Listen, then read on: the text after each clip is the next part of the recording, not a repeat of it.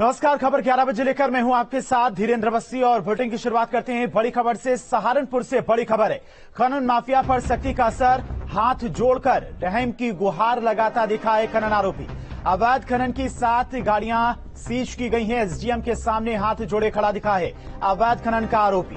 तो सहारनपुर से इस वक्त की बड़ी खबर, खनन माफिया पर सख्ती का असर साफ तौर पर देखा जा रहा है। हाथ जोड़कर रहम की गुहार लगाता दिखा है खनन आरोपी। अवैध खनन की 7 गाड़ियां भी सीज की गई हैं और एसडीएम के सामने हाथ जोड़े खड़ा दिखा अवैध खनन का आरोपी। तस्वीरें भी सामने आई। तस्वीरों में भी आप देख सकते हैं कि किस तरह से पुलिस से रहम की गुहार लगा रहा है जो खनन का आरोपी। 7 गाड़ियां भी सीज की गई हैं पुलिस की तरफ से। तो सहारनपुर से बड़ी खबर है, खनन माफिया पर सख्ती का असर देखने को मिला है। हाथ जोड़कर रहम की गुहार लगाता दिखा है खनन आरोपी। और इसी खबर पर तमाम जानकारी के साथ में संवाददाता विकास हमारे साथ जुड़ गए। विकास, खनन माफियाओं के खिलाफ पूरे प्रदेश में एक तरफ अभियान तो चल ही रहा, लेकिन दूसरी तरफ जो खनन माफिया हैं वो कहीं ना कहीं सरेंडर करते हुए दिखाई दे रहे हैं। निश्चित रूप से जिस तरह से पूरे उत्तर प्रदेश में अवैध खनन को लेकर पूरा अभियान चलाया जा रहा है और कुछ सीएम योगी इसको मॉनिटरिंग करते हैं, उसका यही असर है कि अधिकारी भी लगातार देर रात तक ही फील्ड में रहते हैं और जो खनन बेल्ट है वहां पर वाहनों की चेकिंग की जाती है और इस दौरान कोई भी यदि अवैध खनन करता हुआ पाया जाता है तो खिलाफ कार्रवाई होती है। तस्वीरें सहारनपुर के इसी भेट क्षेत्र की, ये बड़ी ये खनन बेल्ट है यहाँ पर। और यहाँ पर भी जब जो एसडीएम है नए दीपक कुमार, वो यहाँ पर निकले तो कई गाड़ियां यहाँ पर अवैध खनन से भरी हुई मिली थी। इनके पास कागज भी थे, पूरे प्रपत्र नहीं थे। जिसके बाद कुछ जो तस्वीरें भी सामने आई हैं कि जो अवैध खनन लेकर जा रहे थे वो यहाँ पर हाथ जोड़कर रहम की भीख मांग रहे थे ताकि उनके खिलाफ कोई कार्रवाई न हो। कुल 12 गाड़ियां जो है वो यहाँ पर सीज की गई और पिछले 2 दिन से लगातार अधिकारी देर रात तक जागकर अवैध खनन के खिलाफ कार्रवाई सहारनपुर में करते नजर आ रहे हैं। ठीक है विकास, बहुत बहुत शुक्रिया आपका तमाम सारी जानकारी के लिए। तो खनन माफिया के खिलाफ बड़ी कार्रवाई, 7 गाड़ियां सीज की गई हैं। तस्वीरों में भी आप देख सकते हैं कि किस तरह से जो खनन का आरोपी है वो रहम की गुहार लगा रहा है। कौन से भरी? क्या नाम है? गाड़ी नंबर बोलो। यूपी 15 FT है। UP 15 FT 3092। किसकी गाड़ी है? प्रधान जी। कहाँ के? सपोती। रॉयल्टी है तुम्हारे पास? नहीं जी। कहाँ से, किस तरह से भरी है? रॉयल से जी। रॉयल पूरा नाम बताओ, जगह का नाम बताओ। जी रायपुर से रॉयल। रायपुर से रॉयल वाले ने भरी है जी। तो नहीं दिया था उसने? नहीं जी।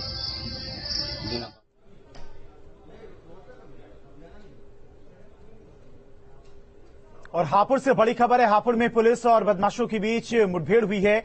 मुठभेड़ के दौरान शातिर बदमाश दीपक गिरफ्तार किया गया है। पुलिस की जवाबी फायरिंग में बदमाश घायल हुआ है। दूसरा बदमाश अंधेरे का फायदा उठाकर वहां से फरार हो गया। गिरफ्तार बदमाश पर 100 से ज्यादा मुकदमे दर्ज हैं और बदमाश के पास से एक तमंचा, बाइक और कारतूस भी बरामद की गई है।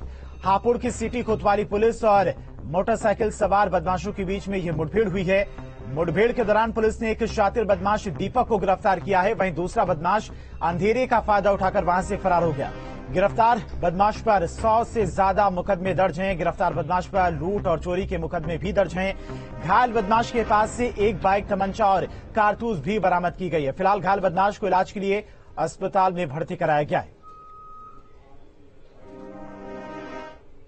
हापुड़ पुलिस द्वारा मोदी नगर रोड पर चेकिंग की जा रही थी, तभी 2 संदिग्ध बदमाश पुलिस पार्टी पर फायर करते हुए भागे, जिसमें आत्मरक्षा पुलिस पार्टी द्वारा फायर करने पर एक बदमाश घायल हो गया तथा दूसरा बदमाश भागने में सफल रहा।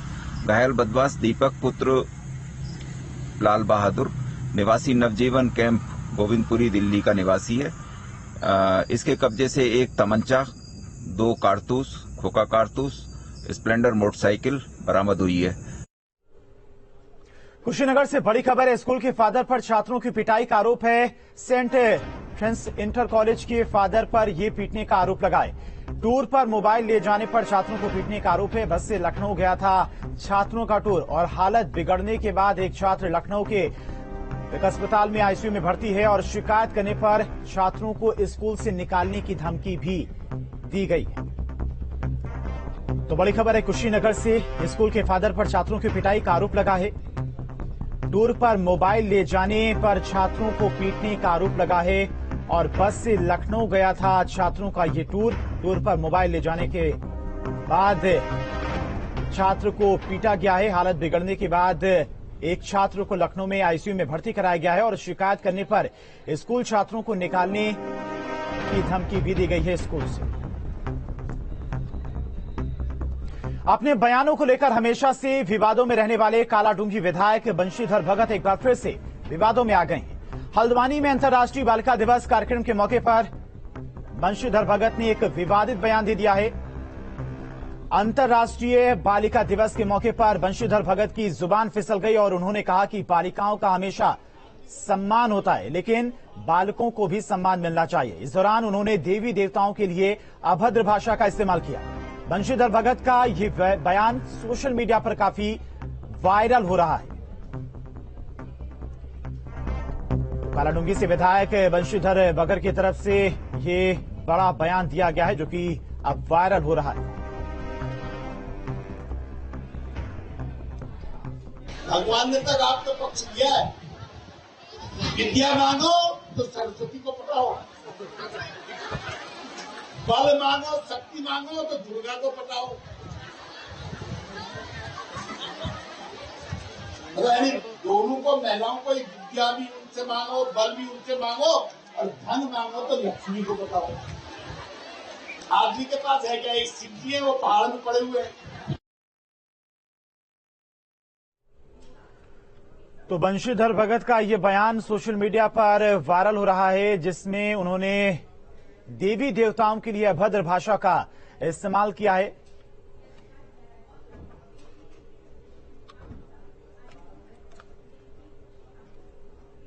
बढ़िया की जालौन से बड़ी खबर है। जालौन में 4 दिनों से मूसलाधार बारिश हो रही है। बारिश के चलते उफान पर नाडिया नाला और बारिश से रिहायशी इलाकों में भी पानी भर गया है। अब तक नाले में डूबने से 6 लोगों की मौत हो चुकी है। उरई कोतवाली क्षेत्र के मलंगा नाले का मामला है। तो बड़ी खबर है जालौन से। जालौन में 4 दिनों से लगातार मूसलाधार बारिश हो रही है। तस्वीरें भी देखिए सामने है। लगभग घुटने तक गलियों में पानी भर गया है। अब तक नाले में डूबने से 6 लोगों की यहां पर मौत भी हो चुकी है। उरई कोतवाली क्षेत्र के मलंगा नाले का ये मामला बताया जा रहा है। तो जालौन में 4 दिनों से लगातार मूसलाधार बारिश से नदी नाले उफान पर हैं। बारिश के चलते नाडिया नाला भी उफान पर आ गया है। वहीं इस बारिश से रिहायशी इलाकों में भी पानी भर गया है।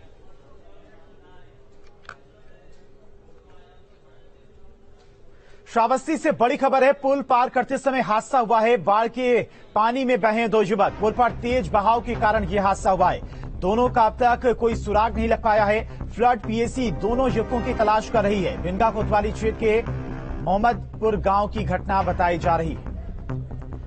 तो बड़ी खबर, श्रावस्ती से पुल पार करते समय हादसा हुआ है। बाढ़ के पानी में 2 युवक बह गए। पुल पर तेज बहाव के कारण यह हादसा हुआ है और दोनों का अब तक कोई सुराग नहीं लग पाया है। फ्लड पीएसी अब दोनों युवकों की तलाश कर रही है। भिंगा कोतवाली क्षेत्र के मोहम्मदपुर गांव की यह घटना बताई जा रही है।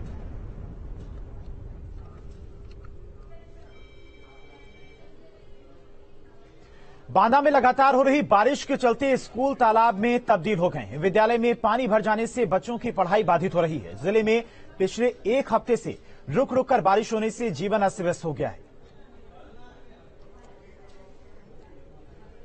तो बांदा में लगातार बारिश होने की वजह से अब छात्रों की पढ़ाई पर भी इसका असर साफ तौर पर पड़ता हुआ दिखाई दे रहा है। जो स्कूल परिसर है उसमें पानी भर चुका है, जिससे अब बच्चे स्कूल नहीं जा पा रहे हैं और जिले में लगातार बारिश हो रही है। तो पानी में जहरीले कीड़ों का भी खतरा बढ़ गया है। हालांकि बच्चे कुछ स्कूल पहुंच रहे हैं, लेकिन क्लासरूम से लेकर पूरे विद्यालय परिसर में पानी भरा हुआ है, तो पढ़ाई नहीं हो पा रही है।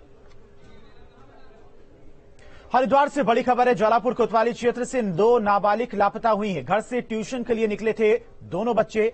सीसीटीवी के आधार पर पुलिस तलाश कर रही है और घटना के बाद से परिजन हंगामा कर रहे हैं। तो बड़ी खबर हरिद्वार से। ज्वालापुर कोतवाली क्षेत्र से 2 नाबालिग लापता हुए हैं। घर से ट्यूशन के लिए बताया जा रहा है कि ये दोनों निकले थे। अब सीसीटीवी फुटेज के आधार पर पुलिस तलाश कर रही है इन दोनों की। घटना के बाद से परिजन लगातार हंगामा कर रहे हैं, अपने बच्चों को ढूंढने के लिए गुहार लगा रहे हैं। हालांकि पुलिस अब सीसीटीवी फुटेज के माध्यम से आगे की जांच कर रही है और बच्चों का पता लगाने की कोशिश कर रही है। घर से ट्यूशन के लिए दोनों निकले थे। जिसके बाद दोनों घर वापस नहीं आए। घटना के बाद से परिजन लगातार हंगामा भी कर रहे हैं।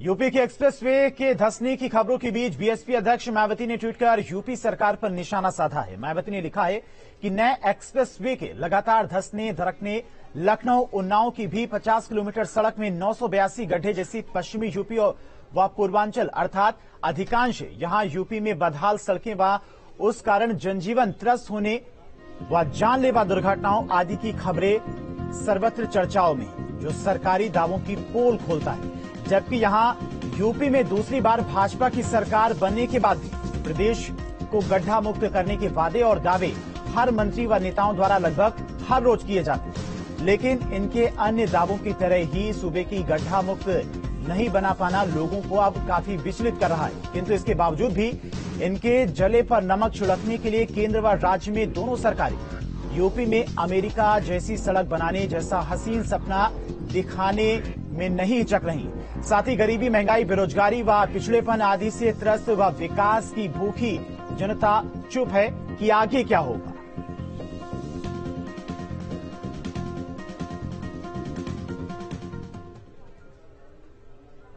लखनऊ से बड़ी खबर है। प्रदेश में डेंगू को लेकर सरकार अलर्ट पर है। आज डिप्टी सीएम ब्रजेश पाठक बैठक करेंगे।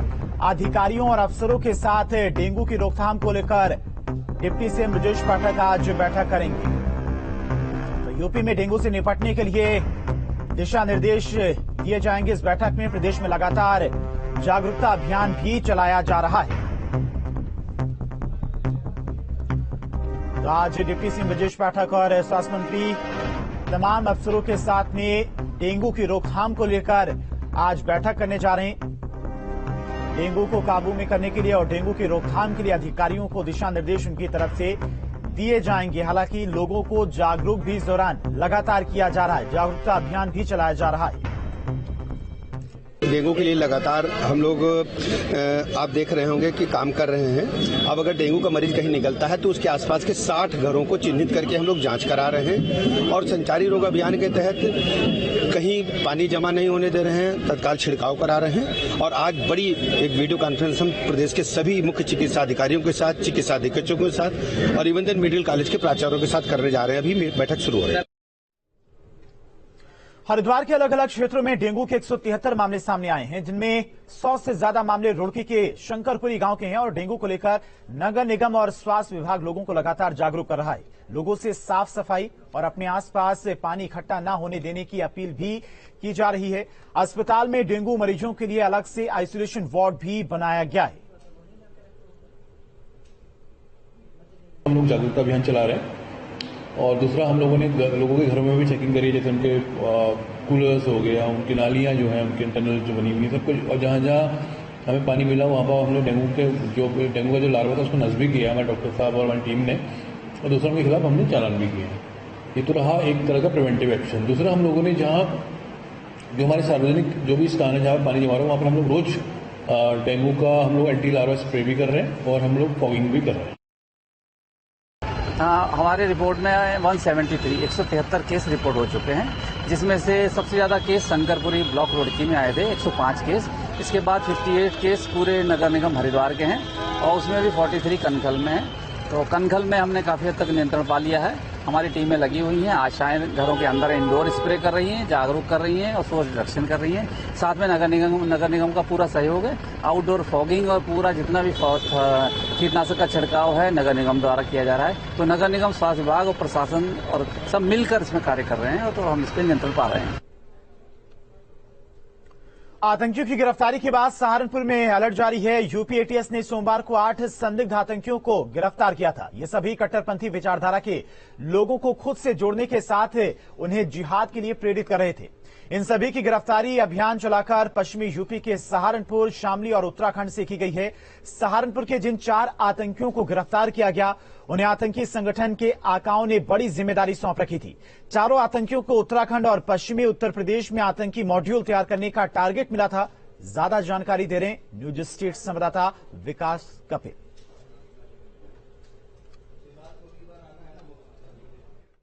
सहारनपुर और उत्तराखंड के हरिद्वार से गिरफ्तार किए गए संदिग्ध आतंकियों पर एक के बाद एक बड़े खुलासे हो रहे हैं। बताया जा रहा है कि सहारनपुर के लुकमान, जो कि गागरडी क्षेत्र का एक मदरसा संचालक था, साथ ही हरिद्वार का मोहम्मद कामिल, जो कि देवबंद का रहने वाला था और हरिद्वार में रहकर वो वहां पर एक दुकान चलाया करता, इन दोनों को बड़ी जिम्मेदारी मिली हुई थी कि पश्चिमी उत्तर प्रदेश और उत्तराखंड में आतंक का एक बड़ा मॉड्यूल तैयार किया जाए।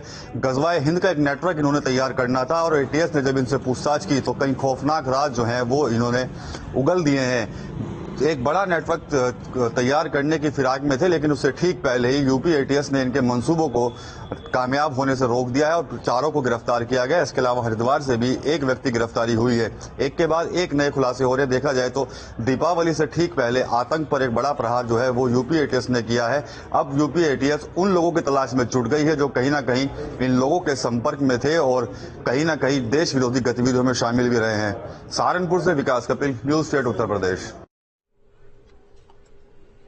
तो आतंकी मॉड्यूल तैयार करने का इन संदिग्ध आतंकियों को टारगेट दिया गया था। आतंकियों से एटीएस को बड़ा इनपुट भी मिला है और 8 आतंकी गिरफ्तार हुए थे। मुदस्सिर पुत्र अब्दुल रहमान की गिरफ्तारी हुई थी, वहीं कामिल पुत्र यासीन भी सहारनपुर से गिरफ्तार किया गया था। नवाजुश अंसारी भी गिरफ्तार किया गया था। इन आतंकियों से लगातार पूछताछ हो रही है और इन पूछताछ में कई बड़े खुलासे भी हुए हैं, चौंकाने वाले भी खुलासे हुए हैं। इन आतंकियों को टारगेट भी दिया गया था। इनपुट पर एटीएस कई और जगहों पर छापेमारी कर सकती है। देहरादून, सहारनपुर में एटीएस छापेमारी कर सकती है। गिरफ्तार आतंकियों से लगातार पूछताछ भी की जा रही है और पूछताछ में कई सारी अहम खुलासे भी हुए हैं। आतंकी लुकमान को बड़ी जिम्मेदारी दी गई थी। आतंकी मॉड्यूल तैयार करने का इन लोगों को टारगेट दिया गया था।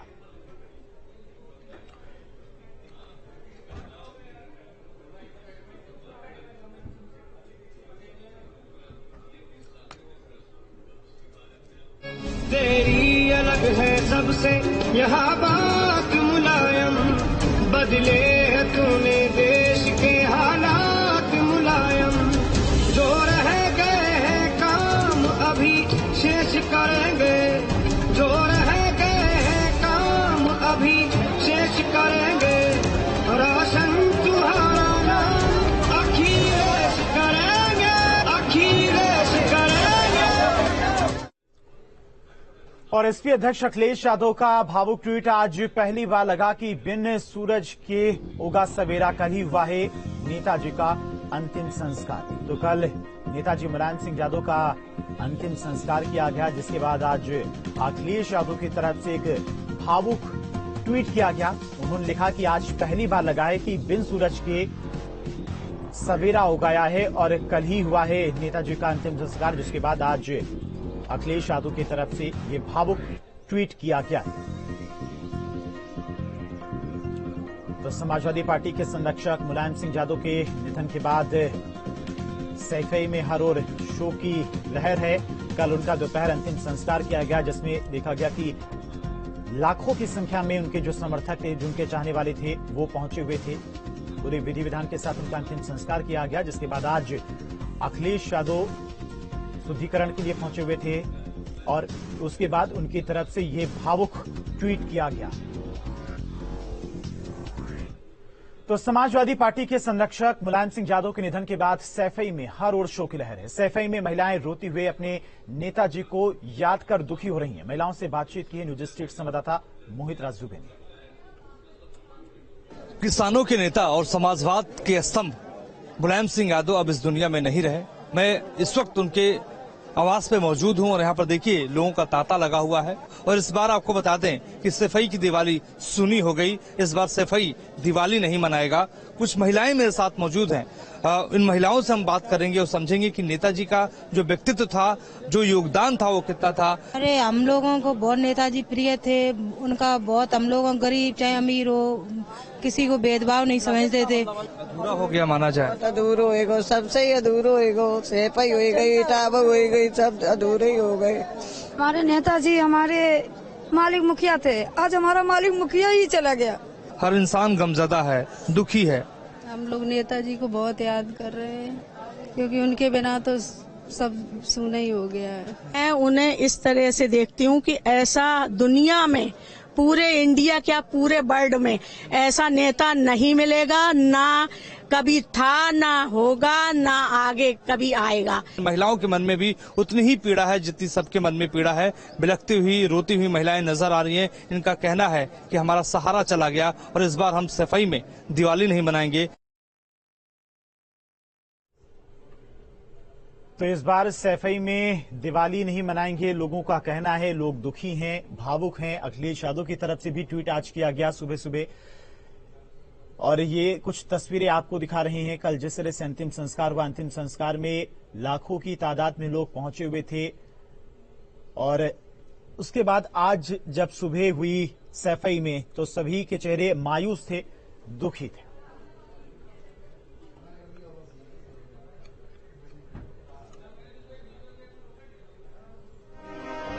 तो लखनऊ से बड़ी खबर, नेताजी मुलायम सिंह यादव को भारत रत्न देने की मांग। एसपी प्रवक्ता आईपी सिंह ने राष्ट्रपति को पत्र लिखा है। मुलायम का नाम है जो भारत रत्न की शोभा बढ़ाएगा।